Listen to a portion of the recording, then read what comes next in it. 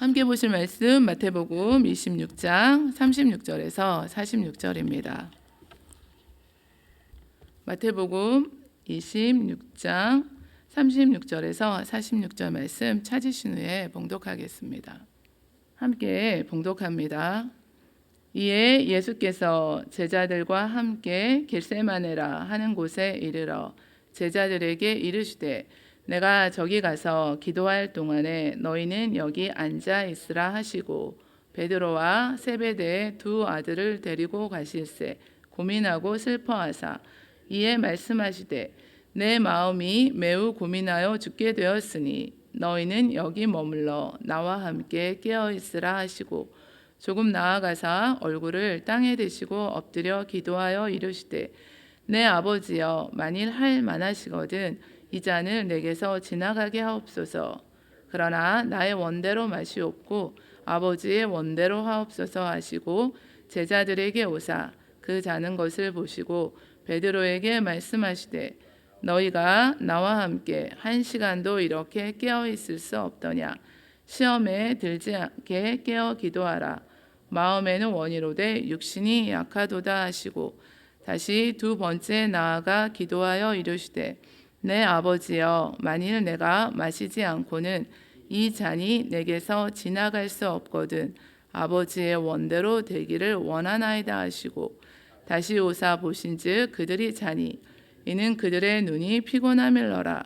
또 그들을 두시고 나아가 세 번째 같은 말씀으로 기도하신 후 이에 제자들에게 오사 이르시되 이제는 자고 쉬라.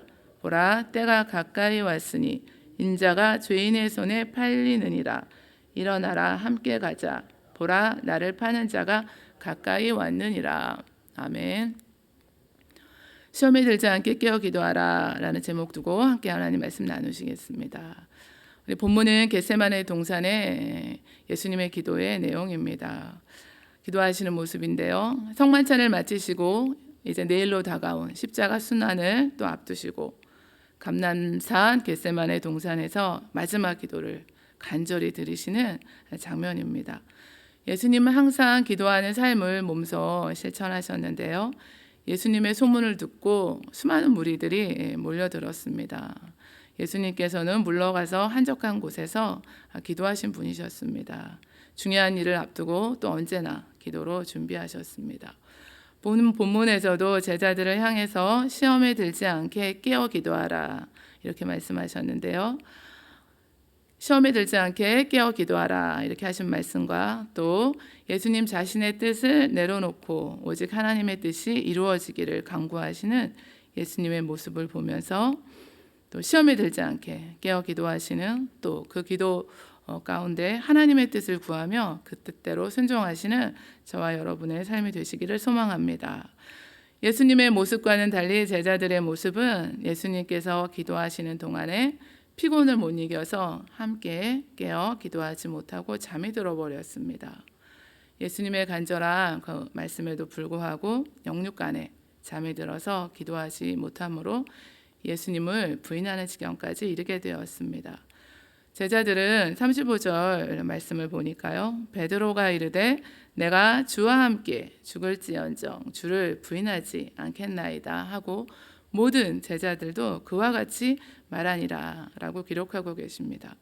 비록 죽을지언정 주를 부인하지 않겠다고 장담했었습니다. 그러나 흩어져 버렸고 모두 도망치게 되었던 것입니다. 36절 말씀인데요. 이에 예수께서 제자들과 함께 겟세마네라 하는 곳에 이르러 제자들에게 이르시되 내가 저기 가서 기도할 동안에 너희는 여기 앉아 있으라 하시고 기록하고 계시는데요. 겟세마네는 기름 짜는 틀이라는 뜻을 지닌 지명입니다.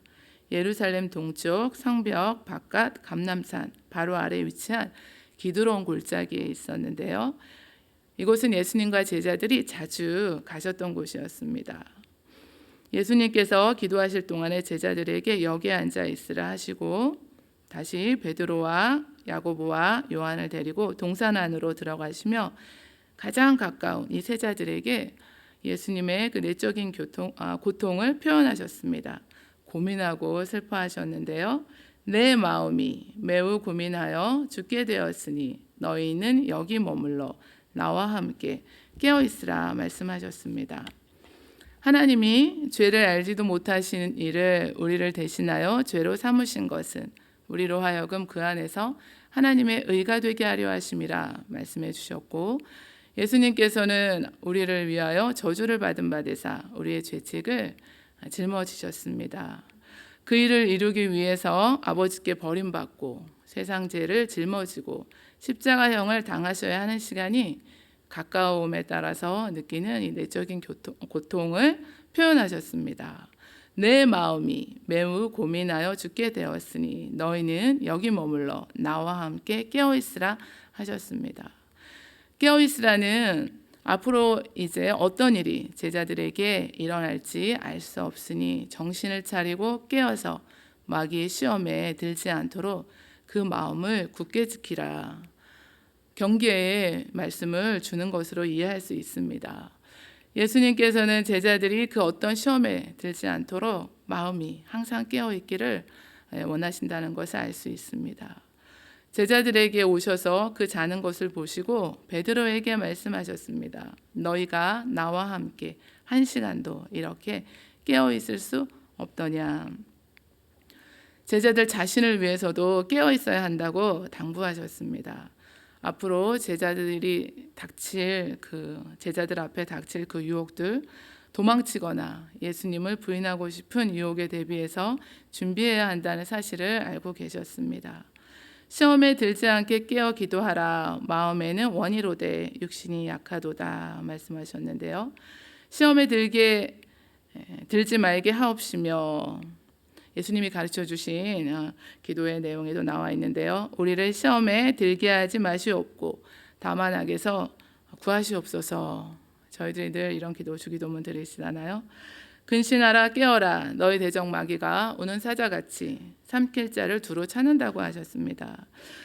그래서 우리들이 육신적으로 깨어서 기도할 때 영적으로 깨어있게 되고 또 영적으로 깨어있게 되면 결국 시험에 들지 않을 수 있습니다. 또 이길 수 있습니다.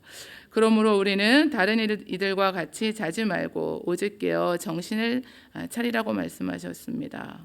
보라 내가 도둑같이 오리니 누구든지 깨어 자기 옷을 지켜 벌거벗고 다니지 아니하며 자기의 부끄러움을 보이지 아니하는 자는 복이 있다고 하셨습니다. 만물의 마지막이 가까이 왔으니 그러므로 너희는 정신을 차리고 근신하며 기도하라고 하셨습니다. 쉬지 말고 기도하라고 하셨습니다. 깨어 있어야 할 때 깨어 있지 못하면 실패와 낭패를 경험하게 됩니다.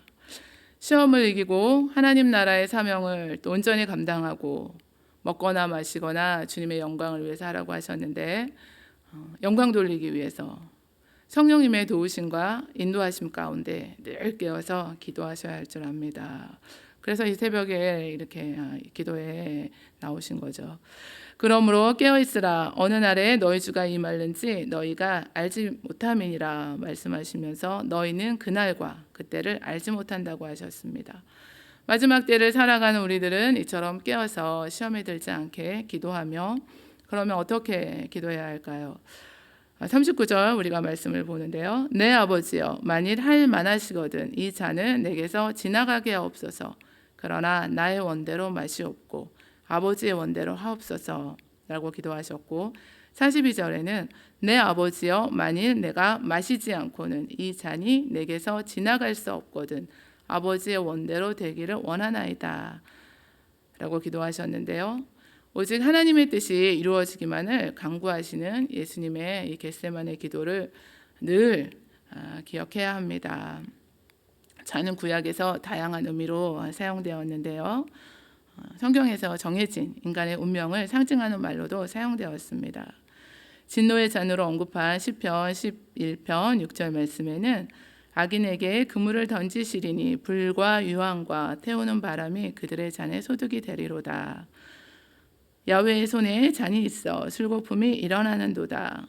속에 섞은 것이 가득한 그 잔을 하나님이 쏟아내시나니 실로 그 찌꺼기까지도 땅의 모든 악인이 기울여 마시리로다. 본문에서는 예수님께서 담당하실 이 십자가 고난을 가리키는 말로 사용되었습니다. 인성을 지신 예수님께서 십자가 고난의 잔을 피할 수 있으며 피하게 해달라고 간절히 기도하시며 끝내는 나의 원대로 마시고 아버지의 원대로 되기를 원하셨습니다. 예수님 자신의 뜻보다 하나님의 뜻을 먼저 구하셨습니다. 기도하실 때 나의 뜻을 하나님께 이렇게 관철시키려는 것이 아니라 하나님의 뜻대로 나의 뜻을 고치겠다는 그런 마음과 그런 의지가 있으셔야 할 줄 압니다. 나의 뜻과 하나님의 뜻이 다를 때 하나님의 뜻을 기꺼이 따르겠다는 의지를 가지고 기도하고 계십니까? 예수님께서는 첫 번째 기도하고 오셔서 잠자는 제자들을 책망하시고 두 번째는 침묵하시고 세 번째는 이제는 자고 쉬라 보라 때가 가까이 왔으니 인자가 죄인의 손에 팔리우느니라 말씀하셨는데요. 온 인류의 모든 죄를 짊어지시고 십자가에서 대속의 죽음을 당하실 때를 가리킵니다. 세 번의 기도 후에 자신을 잡으러 오는 사람들을 향해서 나아가시는 예수님께서는 일어나라 함께 가자 보라 나를 파는 자가 가까이 왔느니라 말씀하셨는데요. 십자가 죽음의 길을 가는 것이 하나님의 뜻임을 아셨고 일어나라 함께 가자 보라 나를 파는 자가 가까이 왔느니라 말씀하시며 십자가를 향해서 묵묵히 발걸음을 옮기셨던 것입니다. 예수님의 죽음에 대해 예언해 오셨던 모든 일이 일어날 시간이 왔기 때문입니다. 예수께서 대답하여 이르시되 인자가 영광을 얻을 때가 왔도다. 내가 진실로 진실로 너희에게 이르노니 한 알의 밀이 땅에 떨어져 죽지 아니하면 그대로 있고 죽으며 많은 열매를 맺는다고 하셨습니다. 예수님 생애의 이 남은 시간을 아버지 하나님께 기도하시면서 하나님의 뜻에 겸손하게 겸허하게 순종하셨는데요. 오히려 자기를 비워 종의 형체를 가지사 사람들과 같이 되셨고 사람의 모양으로 나타나사 자기를 낮추시고 죽기까지 복종하셨으니 그 십자가에 죽으심이라 말씀하셨습니다. 예수님께서는 죄와 흠이 없으신 거룩하신 분이셨음에도 불구하고 죄인들을 구원하기 위해서 저와 여러분들을 구원하시기 위해서 스스로 십자가를 지시고 죽임을 당하시고 십자가 제단에서 하나님께 속죄 제물로 바치셨던 것입니다. 그러므로 온 인류에게 구원의 소망을 가져다 주셨습니다. 다윗과 요나단의 쓴잔이라는 그 찬양이 있는데요. 주님의 쓴잔을 맛보지 않으며 주님의 쓴잔을 모르리 주님의 괴로움 당하지 않으면 주님의 고통을 모르리 주님의 십자가 져보지 않으면 주님의 죽으심 모르리 주님의 쓴잔은 내 것이며 주님의 괴로움 내 것이며 주님의 십자가 내 보물이라 또한 그의 부활 내 영광이리라 라는 가사 내용이거든요. 주님의 십자가가 내 보물이라 또한 그의 부활이 내 영광이라 는 고백이 이 새벽에 저와 여러분들에게도 동일한 줄 믿습니다. 마지막 때를 살아가는 저와 여러분들에게도 시험에 들지 않게 깨어 기도하라 말씀을 주셨고 그러나 우리가 드리는 기도 가운데 간구 가운데는 언제나 내 뜻이 아닌 하나님의 뜻을 구하시고 또 하나님의 뜻대로 또 죽기까지 복종하신 우리 예수님의 그 모습을 또 우리가 닮아 그 뜻대로 순종하며 살아가실 수 있도록 우리 성령님을 또 의지하시고 성령님의 도우심을 간구하시며 육신적으로 깨어서 기도할 때 영적으로 깨어있게 되고 영적으로 깨어있게 되면 결국 시험에 들지 않게 되고 능히 승리하게 하십니다.